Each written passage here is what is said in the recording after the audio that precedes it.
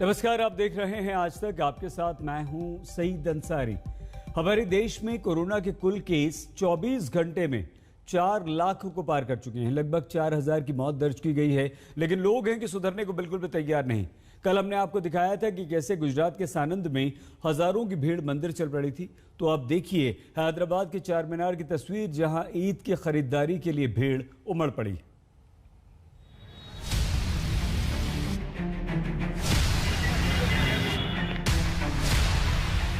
हैदराबाद के इस हिस्से में जिंदगी बड़े आराम से पटरी पर दौड़ रही है।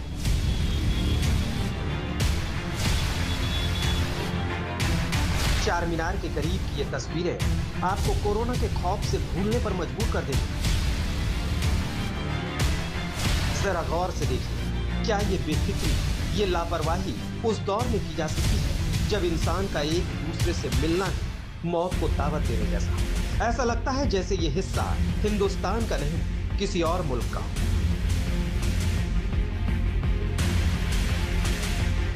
इस बाजार में ईद की खरीदारी हो रही है। कपड़े खरीदे जा रहे हैं, जूते चप्पल खरीदे जा रहे हैं, सेवैया खरीदे जा रहे हैं। हैदराबाद में इस वक्त सिर्फ नाइट कर्फ्यू लगा है और दिन में किस तरह सोशल डिस्टेंसिंग की धज्जियां उड़ रही हैं, ये आपकी नजरों के सामने है।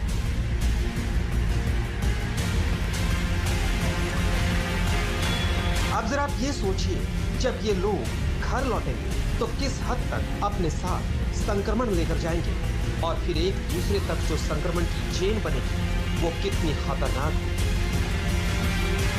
हम इसमें चार मीनार पर मौजूद हैं और आप देख सकते हैं मेरे पीछे कैसे लोग यहाँ पर चार मीनार पे ख़रीदारी के लिए इकट्ठा हुए हैं। अभी दोपहर के 12 बज रहे हैं और इस दौरान यहाँ पर अच्छी खासी संख्या में लोग मौजूद हैं। आप देख सकते हैं दुकान सज चुकी हैं और इंतज़ार है अब जैसे जैसे शाम होगी और भी ज़्यादा भीड़ यहाँ पर इकट्ठा होगी। लेकिन इस भीड़ और इस गैदरिंग के ऊपर कई सवाल भी खड़े हो रहे हैं।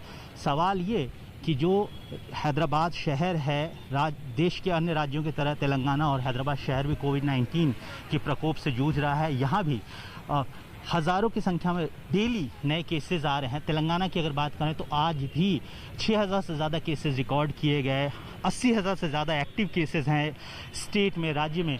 और ऐसे में आप देख सकते हैं ये पूरा बाज़ार जो है ये सज चुका है और यहाँ पर प्रशासन की मौजूदगी नादारद है। हाँ, हमें जगह जगह पर मास्क पहनने की हिदायत ज़रूर मिलती है, लेकिन अगर हम बात करें भीड़ के गैदरिंग को कंट्रोल करने की तो प्रशासन की तरफ से जाहिर तौर पे हमें कोई विजिबल पुलिसिंग या विजिबल इफेक्ट नज़र नहीं आता, कर्व नज़र नहीं आता।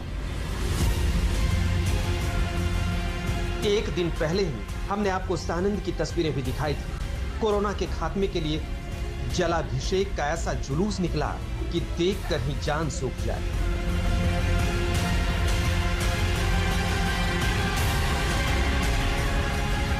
गुजरात की ये तस्वीरें भी किसी को तिलमिला दे। आस्था के नाम पर इंसान की जिंदगी से खिलवाड़ की यह गलती आपको बेचैन कर दे। सानंद में तो पुलिस ने एक्शन लिया। इस जुलूस की जिम्मेदारी जिन लोगों पर थी उन्हें धर दबोचा। कोरोना की इस दूसरी लहर में जहां हजारों लोग कोरोना की वजह से मर रहे हैं, तो वही एक वीडियो सोशल मीडिया में वायरल हुआ। जो वीडियो अहमदाबाद के जो नगरोड़ गांव है वहां का है और वहां के जो बढ़िया बापा मंदिर है वहां पे जो महिलाएं हैं वो कलश यात्रा लेकर पहुंची थी। ये वीडियो कल ही शूट किया गया है और बड़ी तादाद में जो महिलाएं हैं वो यहाँ पे पहुंची हुई थी। सबसे महत्वपूर्ण कहेंगे क्योंकि कोरोना का वक्त चल रहा है और जिस तरीके से महिलाएं यहाँ पे पहुंची थी, ना ही उन्होंने सोशल डिस्टेंस का ख्याल रखा था और ना ही मुंह पे मास्क पहना था। और बड़ी तादाद में जो महिलाएं यहाँ पहुंची थी उसके जो एविडेंस है वो यहाँ पे दिखाई देते हैं। आप देख सकते हैं जो चप्पल है महिलाओं के, वो चप्पल यूं ही मंदिर के आसपास बिखरे पड़े हुए हैं। हालांकि वो वीडियो देर रात को वायरल होने लगा और वीडियो वायरल होने की वजह से पुलिस हरकत में आई।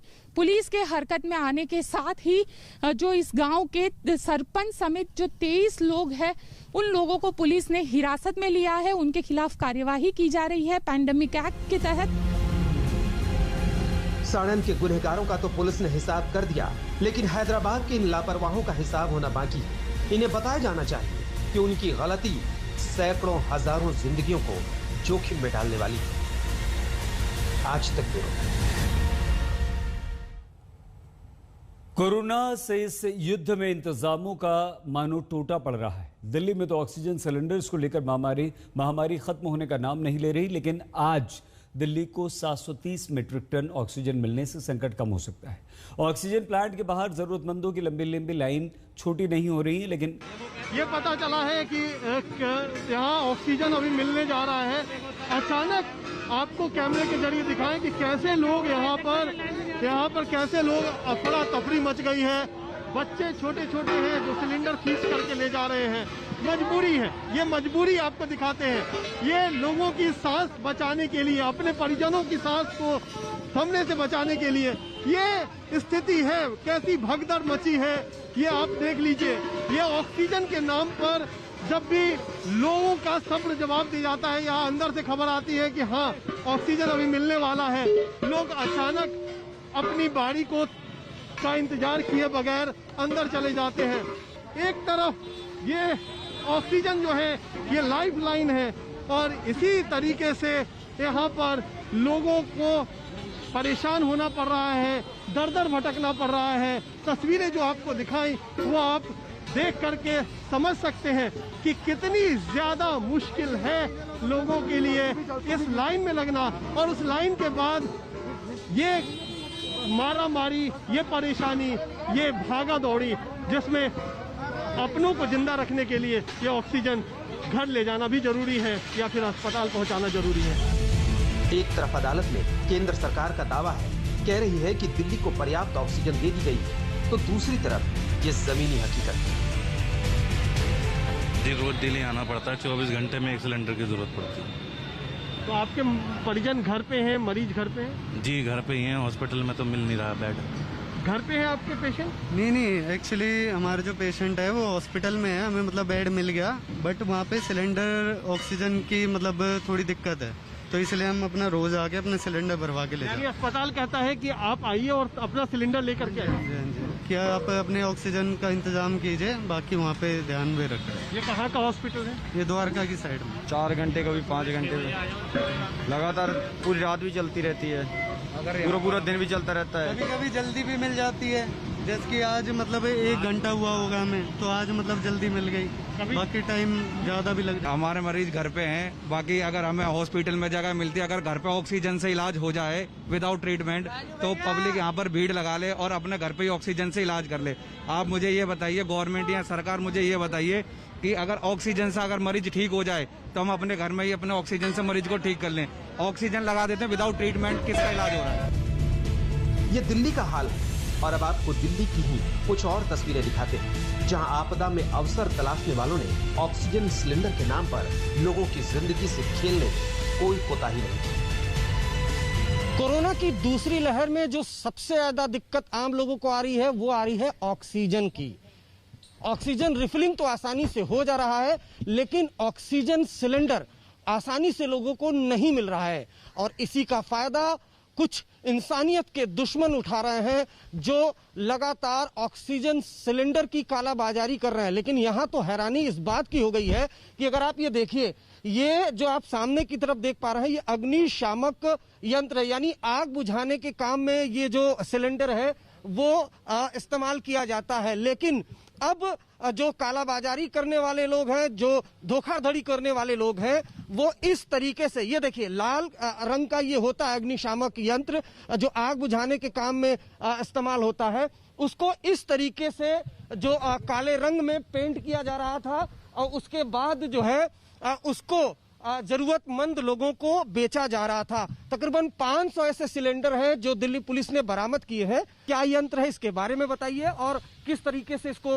चेंज करके ऑक्सीजन सिलेंडर के नाम पे। सर एक फायर सिलेंडर है, फायर सिलेंडर को ये इसका पेंट उतार के ग्राइंडर की मदद से ब्लैक पेंट करते थे ये। यहाँ ये ब्लैक पेंट है और इस ब्लैक पेंट का जो ये फायर सिलेंडर का नोजल है, उस नोजल को हटाकर इस पे ऑक्सीजन का नोजल लगा देते थे। और इसी को ये दामों में ब्लैक। जी हाँ, आग बुझाने वाले सिलेंडर के रंग बदले जा रहे हैं, उन्हें ऑक्सीजन सिलेंडर बनाकर बेचे जा रहे हैं। अलीपुर इलाके में इन 3 जालसाजों ने लोगों की जान जोखिम में डालने का पूरा इंतजाम कर दिया था, सिर्फ कुछ पैसों के लिए। अरविंद ओझा के साथ कुमार कुणाल, दिल्ली। आज तक। पटना में लॉकडाउन के बीच एक लड़की ने गजब का तमाशा किया। बिना हेलमेट पकड़े जाने पर जब पुलिस ने जुर्माना भरने को कहा तो लड़की पुलिस और प्रशासन पर आरोपों के साथ टूट पड़ी। पिछले साल भी मैं लॉकडाउन में बांटी हूँ खाना और इस साल भी बांटूंगी क्योंकि मोदी को समझ नहीं आता है और नीतीश कुमार को नहीं आता, मुझे तो आता है। अगर मेरे पास रात के अंधेरे में पटना की वीरान सड़क पर एक लड़की नीतीश सरकार को लानत भेज रही है। खाना खिला के आई हूँ। आपको इसके लिए किसी ने रोका है खाना खिलाने के लिए? मेरी वीडियो बना रहे, जाके नीतीश का वीडियो क्यों नहीं बनाते हैं? बनाइए उसका, मोदी का भी। इस लड़की की चिंता ये है कि सरकार ने आनन फानन में लॉकडाउन तो लागू कर दिया, लेकिन गरीबों पर पड़ने वाली मार की चिंता नहीं की। निकल के जाकर के उस लोगों को खिलाने जाती हो, ये तो बहुत शर्म की बात है नीतीश कुमार के ऊपर। वो शर्म की बात है, लेकिन आप अच्छा काम कर रहे हैं। इससे पहले सर उसने पूछा भी नहीं कि कितने लोग भूखे मरेंगे। ये लड़की पुलिस से उलझने को तैयार है। इसे मीडिया के कैमरे की भी फिक्र नहीं, इसे प्रशासन का डर नहीं। माना किसने हेलमेट नहीं लगाकर कानून तोड़ा, लेकिन सरकार के निकम्मेपन से टूट चुके लोगों की आवाज ये पूरी ताकत से बुलंद कर रही है। रिक्शा चला करके वही खाना खाता है, उसका क्या होगा? अभी पूछा नहीं, बस वीडियो शूट करने चले आए।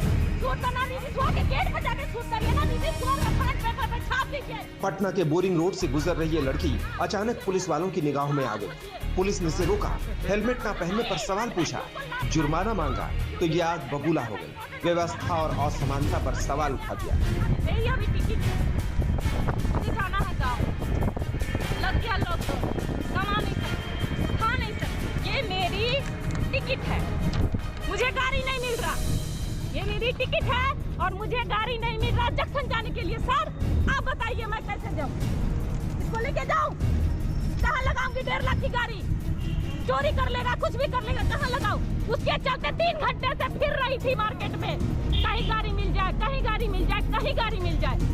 कोई गाड़ी निकालने को घर से तैयार नहीं है। क्यों? क्योंकि पुलिस वाले डंडा देते हैं।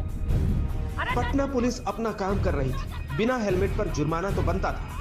इस लड़की ने कई बार भाषा की मर्यादा भी तोड़ी, लेकिन कुछ वाजिब सवाल भी उठे। 3 घंटे से फिर रही हो पटना में, कोई गाड़ी ले जाने को तैयार नहीं मेरे साथ। मेरी फॉर्च्यूनर लगी है घर पे, वो निकल नहीं सकती, उसे पास नहीं है। ये सब करके रखा है मोदिया। आपको बता दें कि बिहार में 15 मई तक लॉकडाउन। कोरोना का संक्रमण जब दायरा तोड़ने लगा तो नीतीश सरकार ने मजबूरन लॉकडाउन की पाबंदी लगा दी, लेकिन नियम कानून तोड़ने की तस्वीरें लगातार सामने आ रही हैं। पटना सिटी के एक बाजार का हाल देखिए, यहाँ ठसाठस भीड़ है, सोशल डिस्टेंसिंग ठेंगे पर। सवाल है कि अगर जनता ने अनुशासन नहीं दिखाया तो कोई भी सरकार, कोई भी प्रशासन कोरोना से निपटने में कामयाब नहीं हो सकता। पटना से राजेश कुमार झा के साथ आज तक ब्यूरो। छोटा सा ब्रेक, आप देखते रहिए आज तक।